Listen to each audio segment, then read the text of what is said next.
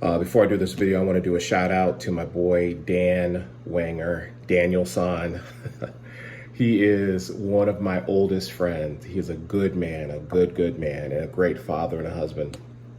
And he recently had to do a career change, and because of some medical situations and everything. Life. It's just life. It's life, man. And it goes so much along with my other video I did about not giving up and getting back up. And he has been one of my examples that I follow in just commitment and endurance and just perseverance. He just never gives up. He just never quits trying. And so now I just want to do a shout out for his new business. He does windows and siding. I'm going to put his contact information on this video. He's a great guy. He is an honest man.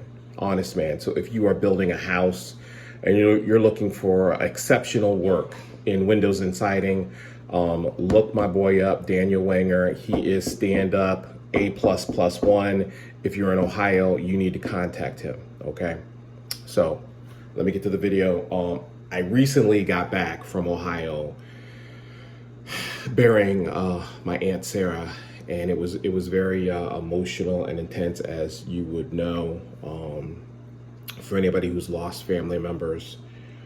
And a lot of emotions, man, a lot of emotions. And I'm not sure how much of everything else that is going on in all of our lives, not just mine in particular, just lead up to how sensitive and at times unstable we are, and we have to pay attention to that. We got to pay attention to that. So we were there, we were at the funeral, staying at Mom's house, and, I was noticing some things that need to be taken care of, talking to my sister. But the biggest thing I noticed was the legacy that my aunt had left the rest of us. She left us with a charge, a responsibility, because she was such a pivotal figure in the family. And I look at that, and I look at all the family members that I've lost and that I've had, the blessing that I had them in my life, recognizing that I come from a great tribe. My tribe was exceptional, and they still are, which leads me to understand my responsibility even more to carry on that legacy of being more, doing more, and just leaving wisdom for the next generation. That's kind of why I do these videos, for the generations to follow, and not even just my tribe, not just my family, but your family and your friends. If I can pass this information on, this encouragement, this motivation on to you and yours, then I'm hopefully making my past loved ones proud of me. Because I think we're all meant to be more, to embrace our own importance. I think so much in our society suppresses and criticizes people who want to step up. That want to lead, and walk to a different drum, that want to be an example, that want to make a difference. I mean, society, it almost seems like it's intentional to try to manage us, to make us no longer unique. And we're all unique. We're all created differently, with different skill sets and personalities and talents. But it almost feels like it's an embarrassment to do something new, to think something new, to stand up for your own beliefs, to I mean, if you look at our society today, I mean, our nation is one of the most unhealthy, overweight, um, sick nations around. I mean, and yet, we're the greatest country, which is kind of scary when you look at it. I mean, I'm not dogging America. I am acknowledging that we have strengths and weaknesses. Um, and I think one of our flaws is that we don't ever talk about the things that we need to do better. We almost want to go into this practice denial in not acknowledging that we've got some major flaws that we still need to work on. And in doing so, it only makes us better people. But today there seems to be like a fear factor involved in taking a look at what's wrong.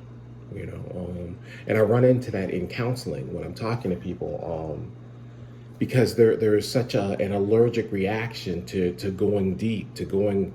I name my counseling practice core counseling strategies because we work on core issues. I work on my core issues. And I talk about them on these videos, but to find that's why I'm so proud of the people that come work with me, because they have taken the challenge and have embraced and pushed through the fear of going deep, unlocking what's in that closet and working on it, man.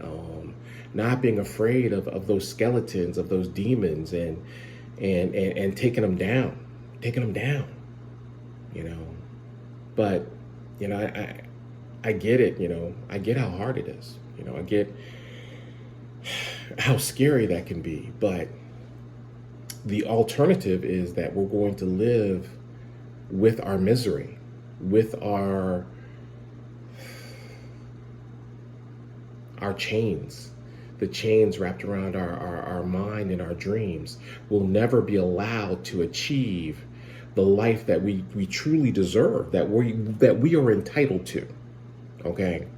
And I say that very carefully, because when I say entitled, that means we are entitled to have that. That doesn't mean we're going to get it.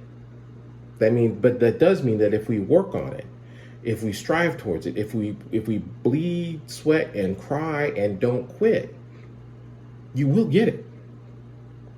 But that's the exchange. That's the exchange. The true sacrifice, you will obtain a true reward. You will truly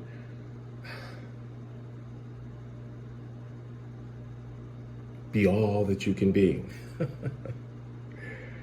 And sometimes I think when I do these YouTube videos, I'll look at a few people following, but that's fine.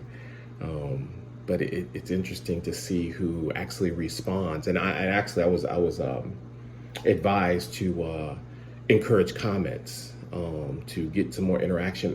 Do these videos help? Is there anything in particular that you want me to talk about, that you want to respond to? And so I'm going to put out some questions right now, right this minute. This is the question for the day. What is it about success that you're afraid of? What is it about improving things in your life that is holding you back? Yeah, I know for me, I struggle with acceptance.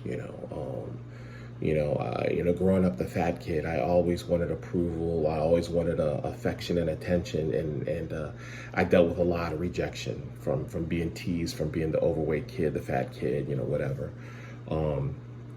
So even now, as I step out in a different role, doing these videos, writing these books, doing counseling, all these things, my fear is still rejection, even though I know it and I acknowledge it, that I don't allow it to stop me.